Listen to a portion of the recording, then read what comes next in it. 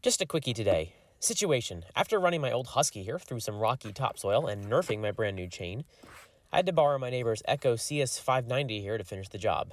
Great saw, totally respectable budget alternative to Husky or Steel. However, once it gets hot, it starts to act weird. The throttle races,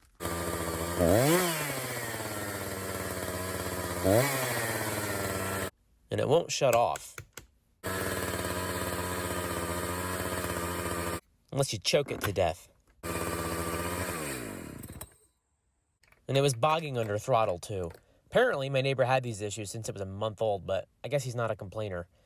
Let's dig into it.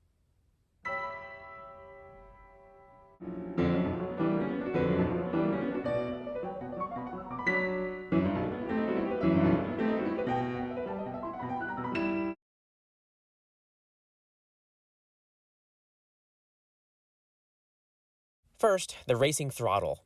This whole area was caked with sawdust, so to make sure the linkage wasn't sticking. No change. Next, I sprayed carb cleaner around the intake manifold. If you have a leak and you get carb cleaner near it, the RPMs are gonna just jump up as soon as you spray it. However, it doesn't jump up, no leaks, so I get frustrated and move on to the kill switch. These are simple single pull, single throw switches. A wire comes off the coil, and the wire runs over to a pin on the switch. The switch then runs to a ground lug on the engine, and when you turn it off, you should have continuity between the coil and ground. To test it, just put one lead here and another on the engine and make sure resistance is basically 0 in the off position. This switch passed the test, but I found the ground lug was a little bit loose on the engine. It's a T27 torque screw on this saw. I tightened it to German spec with no change. Still doesn't turn off. So what gives? The saw is dieseling. If you know how diesel engines work, they use heat and high compression to combust the fuel without the need for spark. Gasoline will do the same thing if you let it. Running overly rich two-stroke fuel will cause carbon deposits, which can increase the compression ratio, which can cause dieseling. So, check your spark plug and check your cylinder. This plug looks clean as a whistle. So does the cylinder.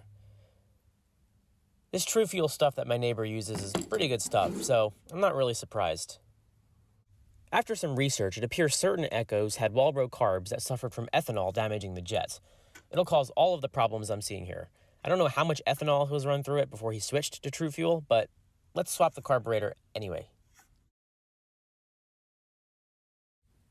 Remove the air cleaner housing and the filter. 2 long T27 Torxies.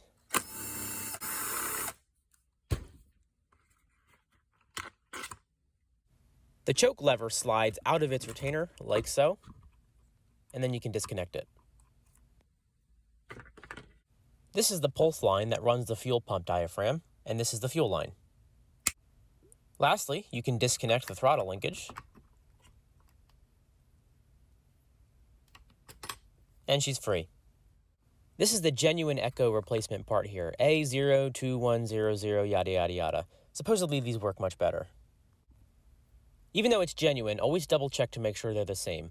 These look identical, and I'm an idiot, so I marked the bad one with an X, because God forbid I forget which is which and now I can't troubleshoot it. The new carburetor should run fine, just fine, out of the box. But if you plan on adjusting it, grab a pick and pry out the red caps now. This is your high-speed adjustment, your low-speed adjustment, and your idle set screw. You just stick a long slotted screwdriver in here once it's in the saw. Connect your throttle linkage first, then your pulse line and your fuel line.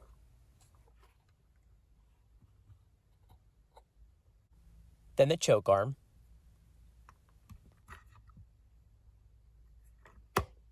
Then this piece. I don't know what it's called, but just make sure that the vent lines up with the breather hose right down in the bottom left there. Tighten the 2 T27 torque screws, but don't use power tools or the internet will yell at you.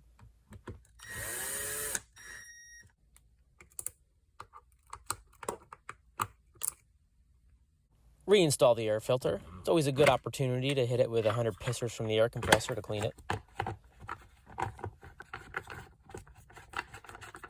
Power on, choke out, And you can press the compression relief if you must.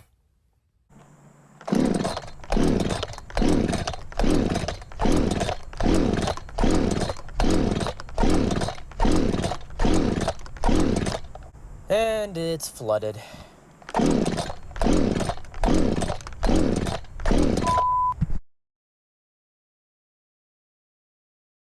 That was just too many pulls with the choke out. These echoes seem to flood way too easily if you pull it too many times with the choke out. The best way to clear that up is to pull the plug. Ew, it's wet. Just burp that wetness out.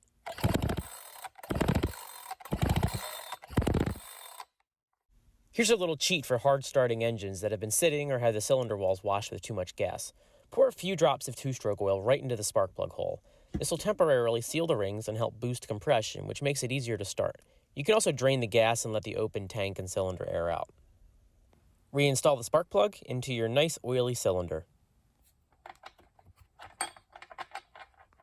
Fired right up. One pump Charlie. She may run a bit smoky until the oil burns off. That's perfectly natural. It won't idle because my idle adjustment isn't right, and that's no big deal.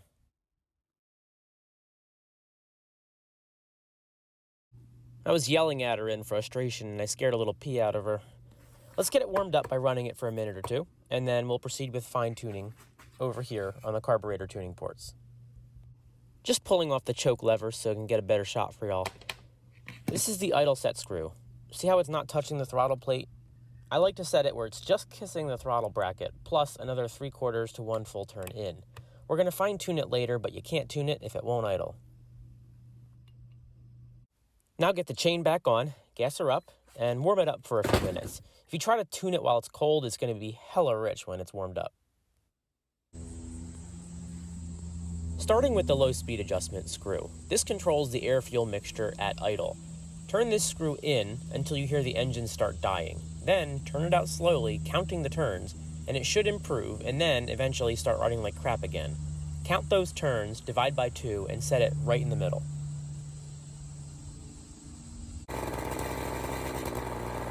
You can hear it starting to bog down, so we'll back out. And it's starting to bog again, so we're going to go back in half that number of turns. And leave it there. Now readjust that idle screw.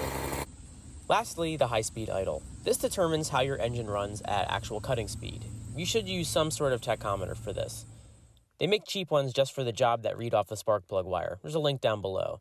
I've only got a laser tack, which is overkill, but that's my favorite kind of kill. So if you don't have a tack, just don't worry. Stand by, and I'll show you an alternative. I'm going to adjust the high-speed screw so the maximum RPM is safely below the limit for the saw, which in this case, according to Google, is 13,000 RPM.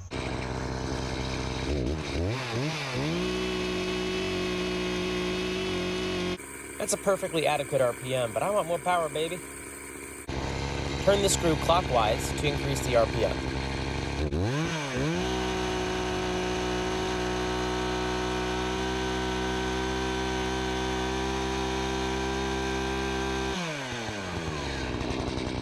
And recheck it.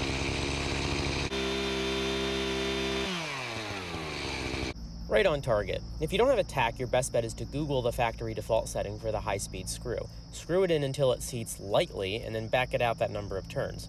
For this saw, it's 3/4 of a turn out from lightly seated. It's not going to be perfect, but it'll be good enough. You should have a nice responsive throttle now. How do you know when it's good? You should be able to shred some motorhead.